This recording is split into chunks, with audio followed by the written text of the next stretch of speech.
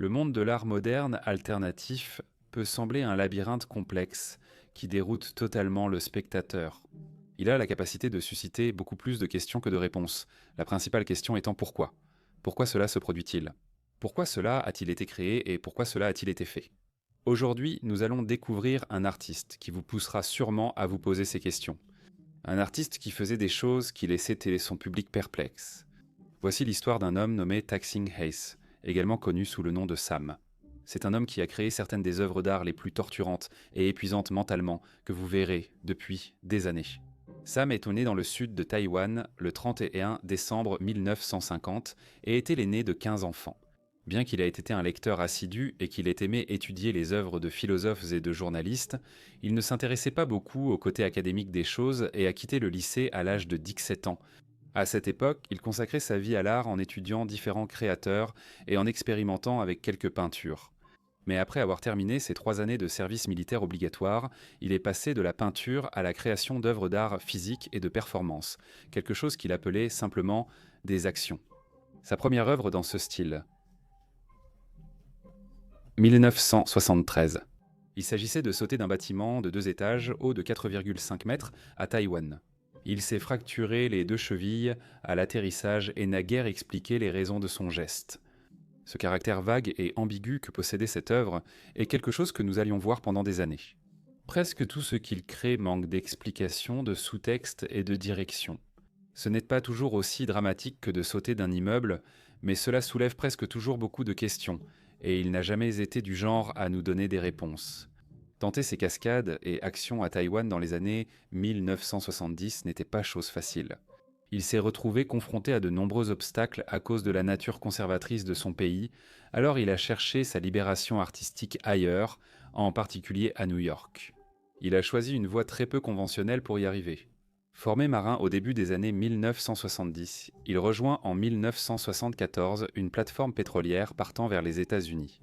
Il n'a pas terminé ce voyage. Il a quitté le navire à Philadelphie pour aller à New York.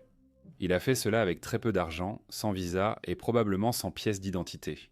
C'est pourquoi Sam était complètement perdu à son arrivée. Il pensait peut-être que la ville était plus petite et qu'il serait plus facile de s'y orienter, mais trouver les lieux adaptés à ses activités artistiques fut presque impossible au départ. Il en a parlé au Guardian des années plus tard. À mon arrivée à New York, j'ai mis 2 ans à trouver Soho. Je suis en situation irrégulière et j'ai peur du métro. Je ne connais que Washington Square et des personnes faisant des portraits dans la rue. Je ne connais pas ce milieu artistique, donc il n'a pas intégré la scène comme il l'espérait.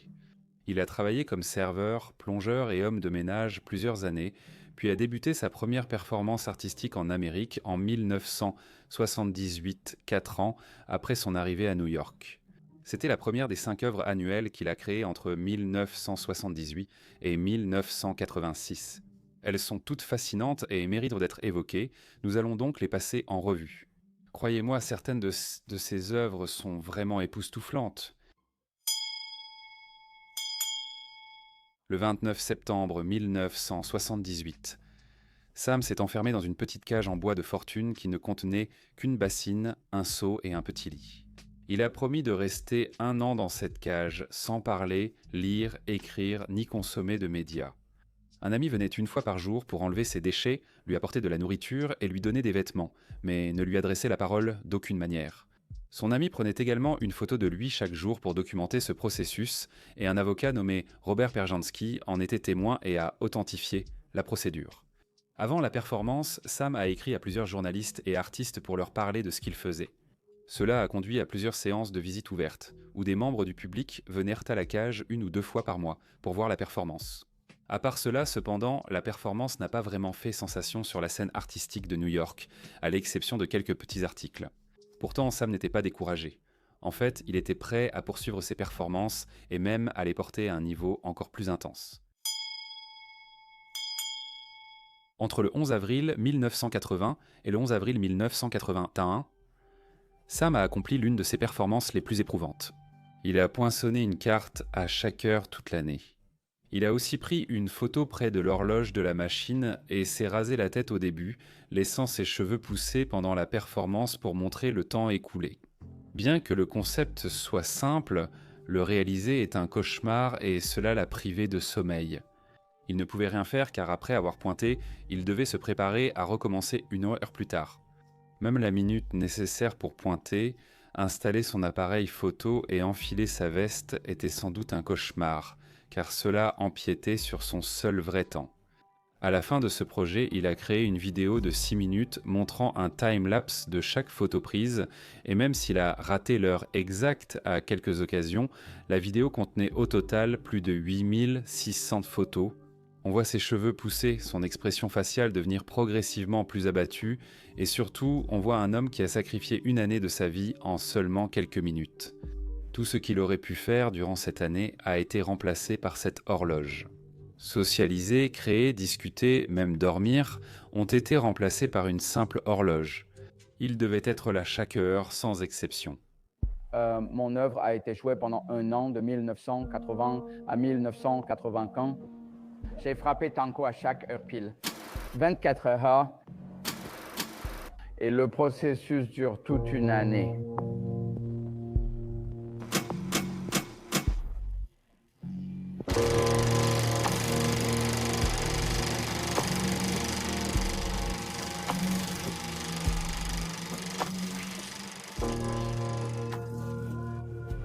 C'est le plus difficile de dormir à l'heure, n'est-ce pas? Donc je devais me réveiller toutes les heures à l'heure pile pour un contrôle. Et j'attendais l'heure suivante. La vie quotidienne est la même.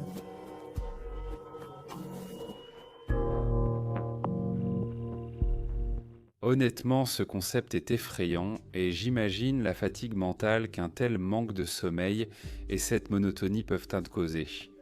Mais il n'avait pas fini, il commençait seulement. Et dans sa prochaine œuvre, il allait se lancer un défi encore plus grand en élevant une fois de plus la barre.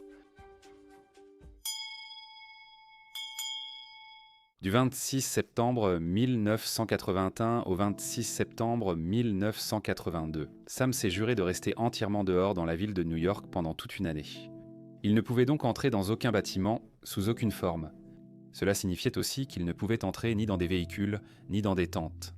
Il a donc erré à New York pendant 1 an avec juste un sac de couchage, sans transport, soins médicaux, ni abri. Il ne pouvait ni faire ses courses, ni se laver, et même avec l'argent d'un inconnu généreux, il n'irait pas loin, l'utilisant sûrement pour acheter à manger à un vendeur ambulant. Il faut noter que le hiver 1981 a été parmi les plus froids à New York depuis des années. Se déplacer dans cette ville comme Sam le faisait devait sans doute être extrêmement difficile. Découvrez une galerie impressionnante de photos documentant ce projet, presque morbide à observer. Le côté sombre de ces photos en fait une fascinante capsule temporelle, et plus on les observe, plus il est difficile de croire que Sam a vraiment fait cela. Il l'a fait malgré quelques accros. Il n'est vraiment entré dans un bâtiment que par la force lors de son arrestation pour vagabondage. Heureusement, le juge a eu de la sympathie et les a libérés aussitôt après avoir découvert ses actes. Plus tard, il expliquait peu, mais disait que c'était l'une de ses œuvres les moins appréciées à jouer, non à cause des conditions difficiles, du manque de ressources ou de son arrestation, mais parce qu'il ne pouvait pas se laver et que la réaction des gens était stressante.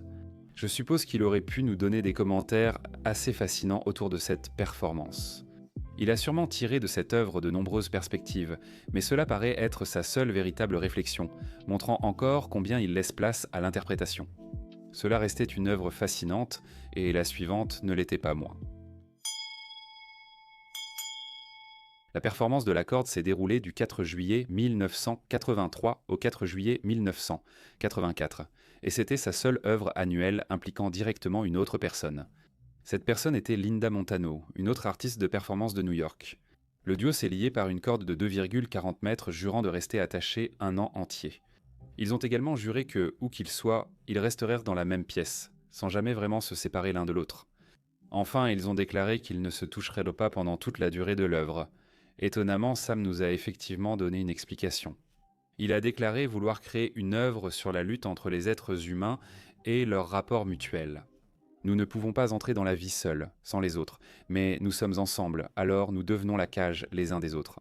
Il voulait affronter ces angoisses liées à l'interaction sociale et à la communication, tout comme Linda Montano.